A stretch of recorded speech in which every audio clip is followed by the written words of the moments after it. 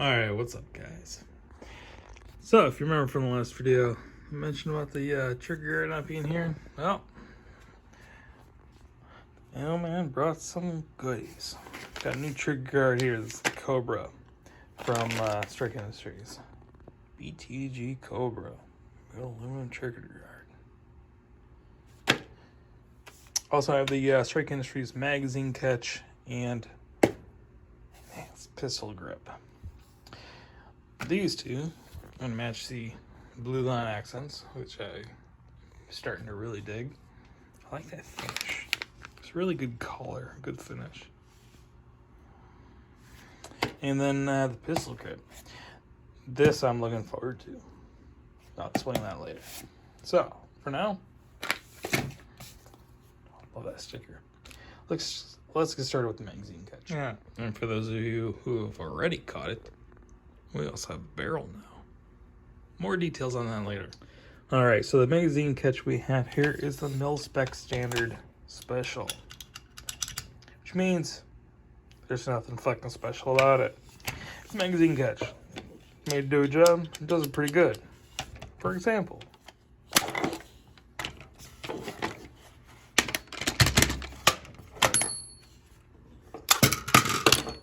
does its job. So now we're going to do the super duper fancy one that's blue.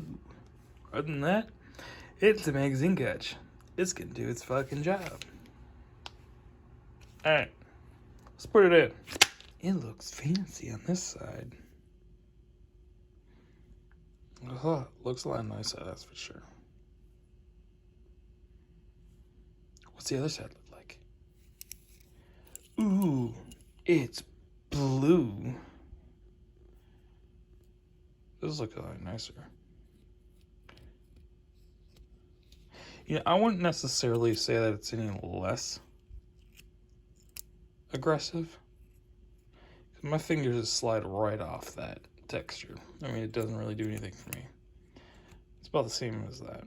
But actually, now that I'm looking at it, the one thing I will note is that the Strike Industries does not have a drilled through hole, which means that it has a hole that's drilled into the cap, probably about 3/4 of the way. But then is threaded in, but it doesn't come out the other side, which unlike this one, which does.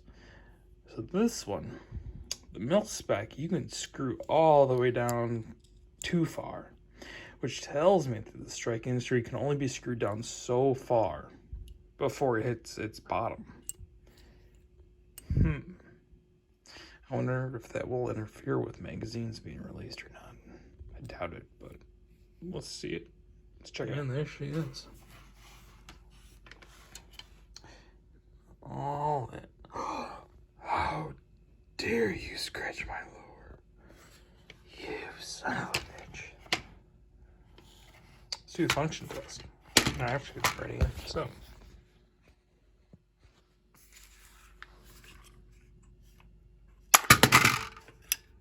Yep, does its fucking job. Good job.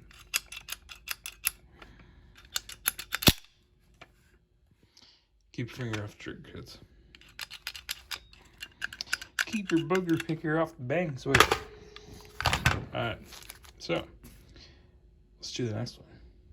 I should have trigger guard. Alright, so next up is the Cobra trigger guard, which I have to say is really well made. I get it's aluminum and it's easy to mill, but it's a lot of machining work spent making this. Let me zoom in. There you go.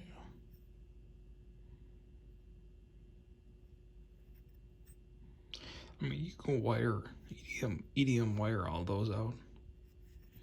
I mean, even that, but for the most part, damn, that's a lot of work. I don't really know which direction it goes, but I'm not going to read the directions because it says stop, so I'm not going to read any further. I'm kind of a figure it out as I go guy. So here we go. Let's throw her on. Alright, so here we go. It is installed. And the set screws are all in.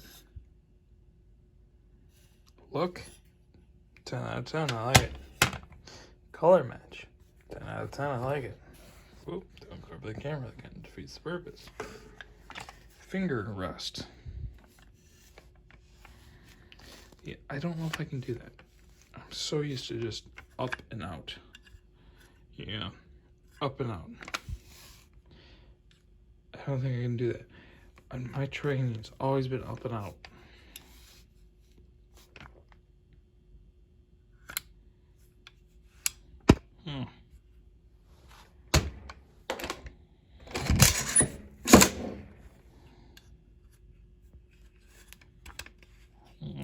I don't like that. I'm gonna have to do something about that selector. Oh, but what should we ever do? So this trigger guard, I like it. I like the look. That fits a hell of a lot better. Hold on, there you go. That makes more sense. That fits nicely back there. So this is definitely the way it goes in. Like I said, I don't really read directions very much. I just figure it out as I go. I don't really have any complaints about it other than the lineup. I mean, it looks good. It went in fine, but the front holes didn't quite line up. Something happened with the video, sorry. So the front hole didn't quite line up. It's about 20 thou too far forward. I don't know if that's in the actual trigger guard or if that's in the lower. But it's about 20 thou off. I mean, it's not end of the world bad. Obviously, I have the screw in. But it's enough to make me kind of get pissed for at least half a second before you give a little extra behind the screw and it goes in. But it's about 20 thou off. So not, like I said, not end of the world. 20 thou is 20 thou, but it's fine. I have everything on the rifle, and I'm not worried about that fucking guy. Do I think I'm going to use it regularly as a finger rest? No. Probably not. Because it's just fucking weird. My train's always been up and out. Okay? Up and out. Not, bang the camera. Up and out. Not down and not kind of on the side. Not sure what you want to do with it kind of thing. But, I don't know, I'm not really into the flashy stuff. So the blue is kind of weird. But, sure works good.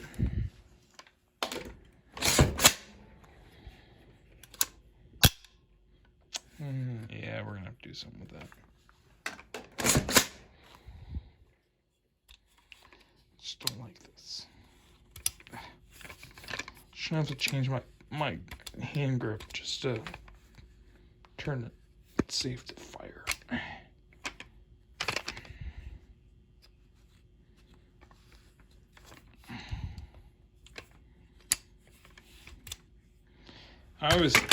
That needs to get broken in, but I have a feeling something might happen with that before I break it. So we'll see. All right, next up, the pistol grip, and I'm excited for that guy. All right, here we have the Strike Industries overmolded enhanced pistol grip, because a pistol grip is not enhanced unless it's overmolded. So here's the reason I got this one. And I didn't really care because all that's blue. This isn't blue. This is black. I don't really care about it being strike. What I cared about was the degree of the angle. This is a mil-spec AR standard pistol grip. Now, for those who don't know, oh, hey, look, I scratched my upper. Oh, shit. Oh, better. For those who don't know, mil-spec pistol grips are 25-degree angles. Now, I don't know if you guys have ever thought about this. When you go to grip it, let me see if I can get the right angle on this. When you go to grip and you twist your wrist up, there's more tension on your finger, which just happens to be your trigger finger. So as you're holding this, there's more tension on your wrist, but at a lesser degree angle, when you go from this to this, like a pistol, such as a 1911 with an 18 degree, there's less twerking. There's less tweaking of your wrist, which means your finger is more relaxed, which means you should get more. What the hell was I looking at there? You should get more relaxed trigger pulls with a lesser degree angle. So why is that important? Because I got the 15 degree angle. So it should be really close to the 18 degree 1911 style grip, and should relax my trigger finger the most. That's the thing I've been looking at the most. All right, so initial thoughts. It's got a good feel to it. Nice rubber texture. I mean, I'm really rubbing it right now. I mean, look at the color of my finger change. So, I mean, it's got a good textured feel to it. I like the beaver tail because I typically grip real high on my pistols. So this kind of gives me a... I suppose I probably won't do that on my rifle, but you never know. Is there storage down here? I don't even know. Hold on. Such a fucking idiot. Yes, there is. Don't know what I'm gonna put down here yet. But the base comes out. And this is rubber. This is solid rubber. This is plastic with rubber laid on top of it. Kind of weird, but if it works, it works. Full grip. 15 degree. It should keep, like I said, it should keep my wrist from being like this to this. And this is a lot more relaxed for me. There's less tendon stress on my trigger finger at this angle. So, should make more consistent and more accurate shots at that angle. And if it doesn't, then I'm kind of fucking full of shit. So, let's go. Let's throw it in. Alright, so all in all, what are my initial thoughts? I like the texture. I like the rubber overlay. Feels good in the hand. Oh, yeah, that's not. So I got to do one of these jabbers. Oh, I don't want to do that with the barrel. It's going to come off. Hold on.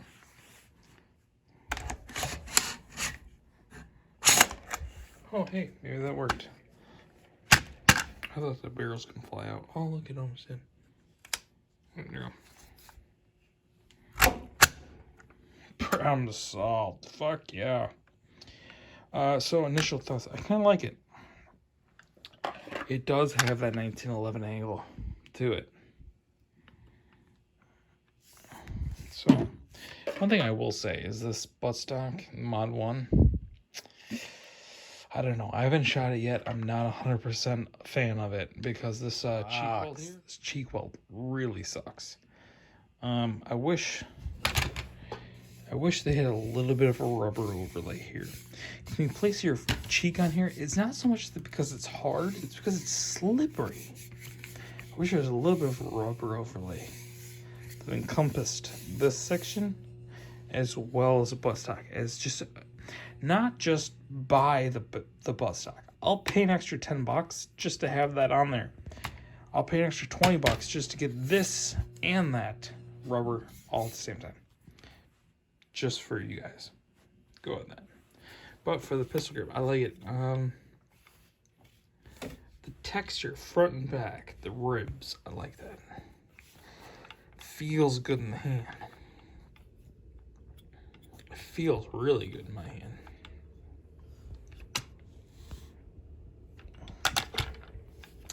I mean, I'm 6'2", I got some decent bear paws. Not huge by any means, but it'll get the job done, she said.